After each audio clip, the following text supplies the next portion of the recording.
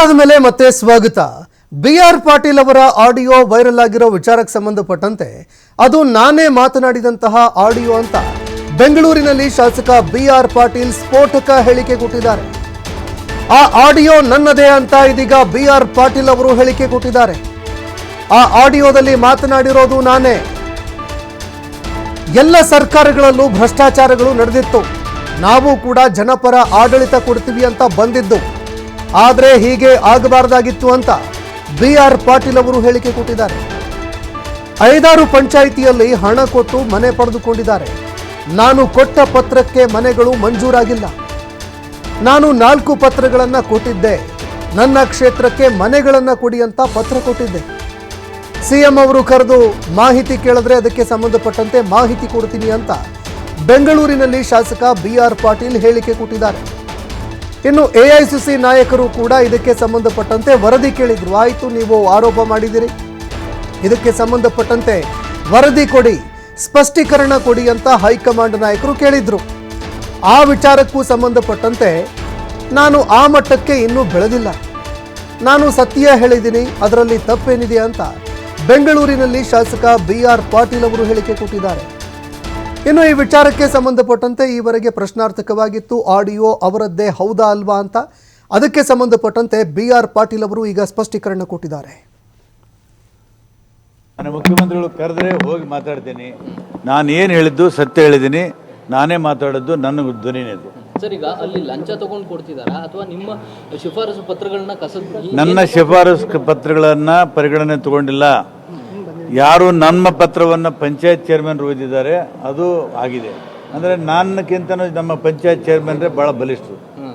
ಆ ಥರದ ಪರಿಸ್ಥಿತಿ ಕಾಂಗ್ರೆಸ್ ಅಲ್ಲಿ ಇದೆ ಅನ್ನೋದು ಬಹಳ ಎಲ್ಲಿದೆ ಗೊತ್ತಿಲ್ಲ. ಎಷ್ಟು ಮನೆಗಳು ಕೇಳಿದ್ರು ಸರ್? ನಾನು 2,000 ಮನೆ ಕೇಳಿದ್ದೆ ಮುಂಚೆ. ಅವರಿಗೆ 1950 ಮನೆ ಆಗಿದೆ. ಇದು ನನ್ನ ಕ್ಷೇತ್ರದಲ್ಲಿ ಅಲ್ರಿ, ಬಹುತೇಕ ಎಲ್ಲ ಕಡೆ ನಡೆದಿದೆ ಇದು. ಬರ್ರಿ, ನನಗೆ ಗೊತ್ತೇ ಇಲ್ಲ, ಇದು ಗ್ರಾಮ ಪಂಚಾಯತಿ ಮಟ್ಟದಲ್ಲಿ ಆಗಿದೆ. ಆಯ್ತು, ತನಿಖೆ ಮಾಡಿಸ್ಲಿ. ಸಿಎಂ ನಾನಾಗಿ ಹೋಗಿ ಭೇಟಿ ಮಾಡಲ್ಲ, ಅವ್ರು ಕರೆದ್ರೆ ಹೋಗ್ತೀನಿ, ಹೇಳ್ತೀನಿ. ನಾನು ಯಾಕೆ ಹೈಕಮಾಂಡ್ ಇರ್ತಾರಲ್ರಿ, ನಾನು ಹೊಟ್ಟೆ ಕಡಿತು, ನಾನು ಔಷಧ ತೊಗೊಂಡಿನಿ.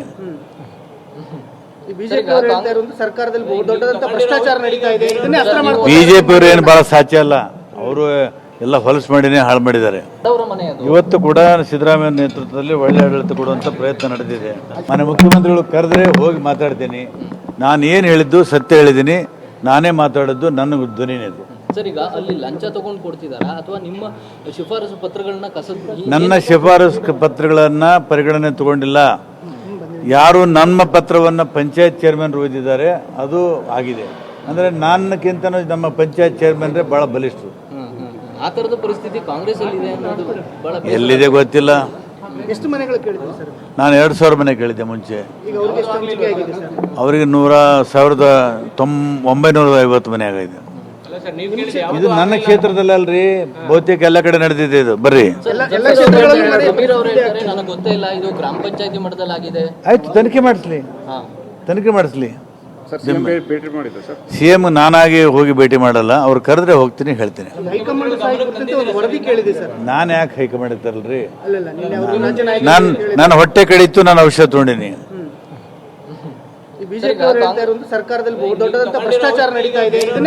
ಬಿಜೆಪಿ ಅವರು ಏನು ಬಹಳ ಸಾಧ್ಯ ಅಲ್ಲ, ಅವರು ಎಲ್ಲ ಹೊಲಸು ಮಾಡಿನೇ ಹಾಳು ಮಾಡಿದ್ದಾರೆ. ಇವತ್ತು ಕೂಡ ಸಿದ್ದರಾಮಯ್ಯ ನೇತೃತ್ವದಲ್ಲಿ ಒಳ್ಳೆ ಆಡಳಿತ ಕೊಡುವಂತ ಪ್ರಯತ್ನ ನಡೆದಿದೆ. ಇದು ಬಿ.ಆರ್. ಪಾಟೀಲ್ ಅವರು ಹೇಳಿದಂತಹ ಮಾತುಗಳು, ಅದು ನಾನೇ ಮಾತನಾಡಿದ್ದು ಅನ್ನುವಂತಹ ವಿಚಾರವನ್ನ ಬಿ.ಆರ್. ಪಾಟೀಲ್ ಅವರು ಒಪ್ಪಿಕೊಂಡಿದ್ದಾರೆ. ಇದರ ಜೊತೆಗೆ ಭ್ರಷ್ಟಾಚಾರ ವಿಚಾರಕ್ಕೆ ಸಂಬಂಧಪಟ್ಟಂತೆ ಮಾತನಾಡಿದಾಗ ಬಿಜೆಪಿಯ ಆಡಳಿತದಲ್ಲೂ ಸಾಕಷ್ಟು ಹೊಲಸು ಕೆಲಸಗಳಾಗಿದೆ ಅಂತ ಒಂದು ರೀತಿ ಅವರು ಸಮರ್ಥನೆ ಮಾಡಿಕೊಳ್ಳುವ ಪ್ರಯತ್ನ ಮಾಡಿದ್ರು. ಆದರೆ ಮತ್ತೊಂದೆಡೆ ಇದಕ್ಕೆ ಸಂಬಂಧಪಟ್ಟಂತೆ ಹೈಕಮಾಂಡ್ ನಿಮಗೆ ಇದಕ್ಕೆ ಸಂಬಂಧಪಟ್ಟಂತೆ ಸ್ಪಷ್ಟೀಕರಣ ಕೇಳಿದೆ, ಏನು ಮಾಡ್ತೀರಾ? ಇದಕ್ಕವರು ಇಲ್ಲ, ಹೈಕಮಾಂಡ್ ಮಟ್ಟಕ್ಕೆ ನಾನು ಉತ್ತರ ಕೊಡುವಷ್ಟು ಬೆಳೆದಿಲ್ಲ ಅಂತ ಅವರು ಒಂದು ಕಡೆ ಮಾತನಾಡ್ತಾ ಇದ್ದಾರೆ. ಮತ್ತೊಂದೆಡೆ ಈ ಒಂದು ಆಡಿಯೋಗೆ ಸಂಬಂಧಪಟ್ಟಂತೆ ನನ್ನ ಹೊಟ್ಟೆ ಕಡಿತಾ ಇತ್ತು, ಅದಕ್ಕೆ ಮಾತ್ರ ನಾನು ಔಷಧಿ ತೆಗೆದುಕೊಂಡಿದ್ದೀನಿ ಅನ್ನುವಂತಹ ವಿಚಾರ ಹೇಳಿದ್ದಾರೆ. ಇದರ ಜೊತೆಗೆ ಸಾಕಷ್ಟು ಪ್ರಶ್ನೆಗಳು ನಿನ್ನೆಯಿಂದ ಎದುರಾಗ್ತಾ ಇತ್ತು. ಈ ಒಂದು ಆಡಿಯೋ ಏನಿದೆ, ಸರ್ಫರಾಜ್ ಜೊತೆಯಲ್ಲಿ ಮಾತನಾಡಿದ್ದಾರೆ ಬಿ.ಆರ್. ಪಾಟೀಲ್ ಅವರು ಅನ್ನುವಂತಹ ವಿಚಾರಕ್ಕೆ ಸಂಬಂಧಪಟ್ಟಂತೆ ಆ ಆಡಿಯೋ ನನ್ನದೇ, ನಾನೇ ಮಾತನಾಡಿದ್ದು, ಆ ವಿಚಾರಗಳನ್ನು ಹೇಳಿದ್ದು ನಾನೇ.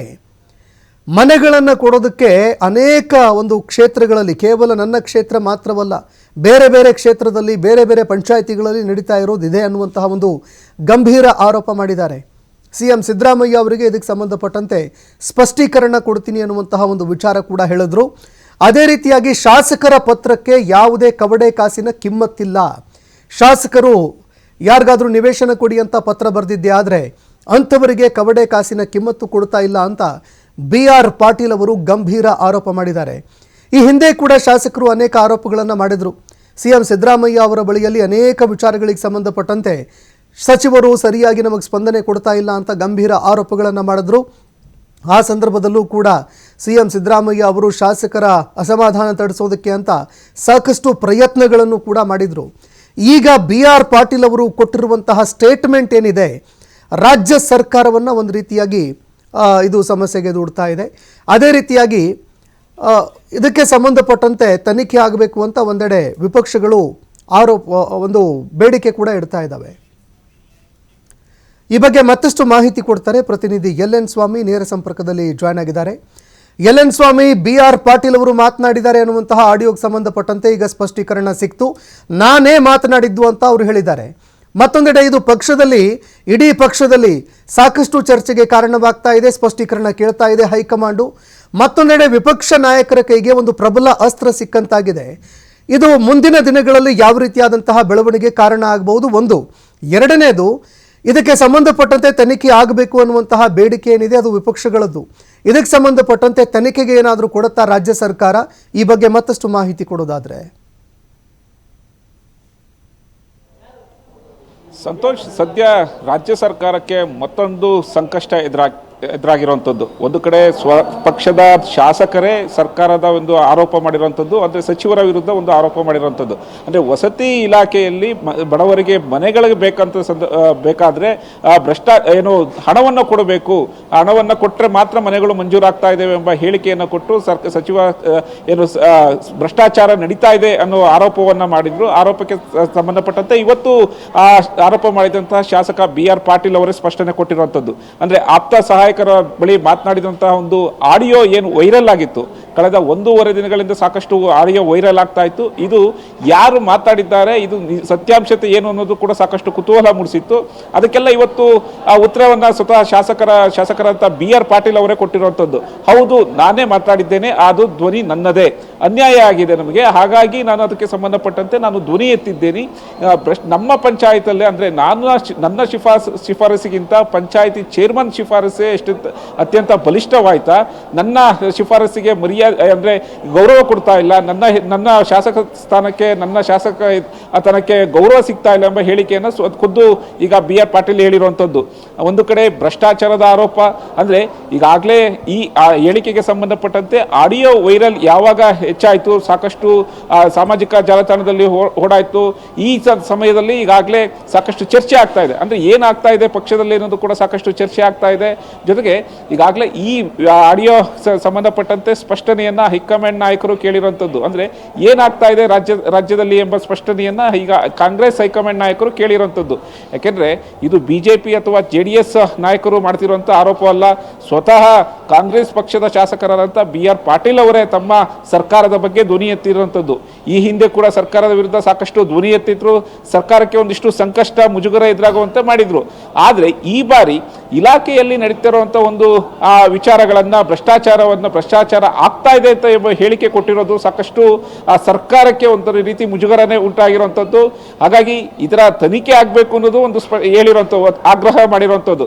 ಅಂದರೆ ಗ್ರಾಮ ಪಂಚಾಯತಿ ಮಟ್ಟದಲ್ಲಾಗಿರೋದು, ಇದಕ್ಕೂ ನನಗೆ ಮಾಹಿತಿ ಇಲ್ಲ ಎಂಬ ಸಚಿವರ ಹೇಳಿಕೆಗೆ ಸಂಬಂಧಪಟ್ಟಂತೆ ಇದು ಸಂಪೂರ್ಣವಾಗಿ ತನಿಖೆಯಾಗಲಿ, ಯಾರ್ಯಾರ ಶಿಫಾರಸುಗಳಿಗೆ ಎಷ್ಟೆಷ್ಟು ಗಮನ ಕೊಡ್ತಾ ಇದ್ದಾರೆ, ಎಷ್ಟೆಷ್ಟು ಬೆಲೆ ಕೊಡ್ತಾ ಇದ್ದಾರೆ ಅನ್ನೋದು ಕೂಡ ಗೊತ್ತಾಗಲಿ, ಸಂಪೂರ್ಣವಾದ ತನಿಖೆ ಆಗಬೇಕು ಅನ್ನೋದು ಕೂಡ ಆಗ್ರಹ ಮಾಡಿರುವಂಥದ್ದು.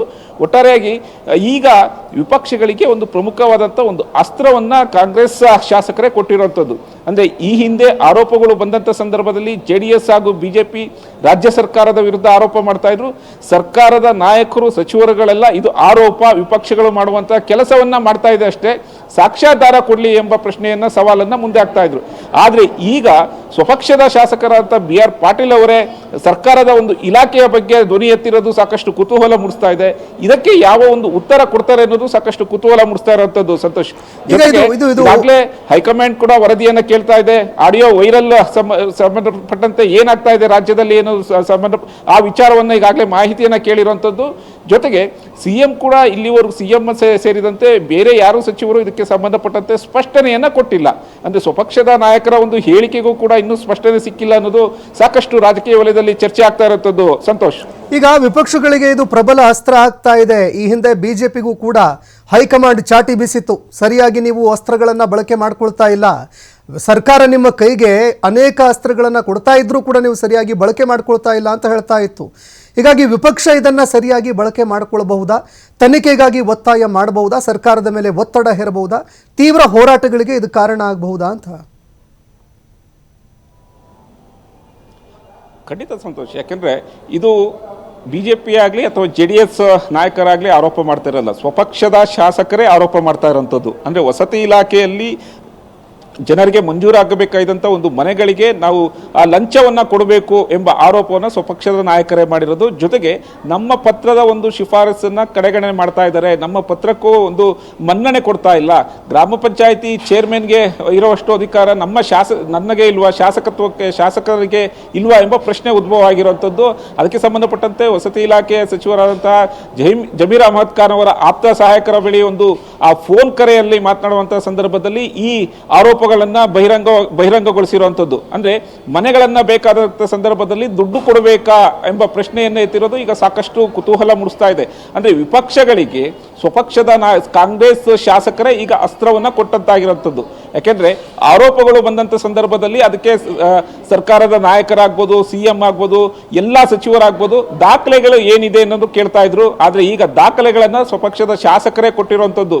ಒಂದು ಆಡಿಯೋ ವೈರಲ್ ಆಗಿರುವಂಥದ್ದು, ಆಪ್ತ ಸಹಾಯಕರ ಬಳಿ ಮಾತನಾಡುವಂತ ಸಂದರ್ಭದಲ್ಲಿ ಆ ಕರೆಯಲ್ಲಿ ಏನೆಲ್ಲ ಮಾತಾಡಿದ್ದಾರೆ ಅನ್ನೋದು ಕೂಡ ಈಗಾಗಲೇ ಬಹಿರಂಗ ಆಗಿರುವಂಥದ್ದು. ಜೊತೆಗೆ ಸ್ವಪಕ್ಷದ ಶಾಸಕರೇ ಸರ್ಕಾರದ ವಿರುದ್ಧ ಅಂದ್ರೆ ಇಲಾಖೆಗೆ ಸಂಬಂಧಪಟ್ಟಂತೆ ಭ್ರಷ್ಟಾಚಾರದ ಆರೋಪವನ್ನ ಮಾಡಿರೋದು.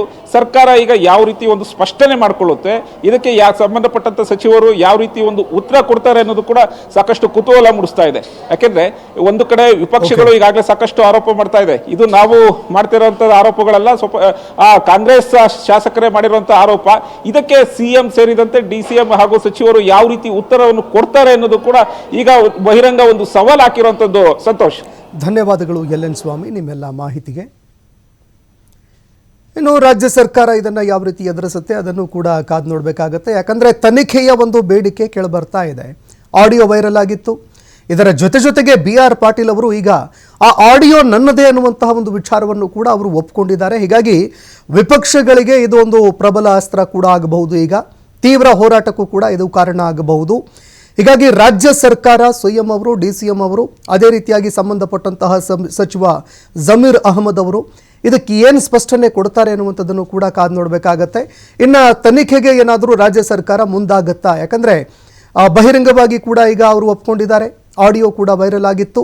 ಹೀಗಾಗಿ ಇದಕ್ಕೆ ಸಂಬಂಧಪಟ್ಟಂತೆ ರಾಜ್ಯ ಸರ್ಕಾರ ತನಿಖೆಗೆ ಮುಂದಾಗತ್ತಾ ಅನ್ನುವಂಥದ್ದನ್ನು ಕಾದು ನೋಡಬೇಕಾಗತ್ತೆ.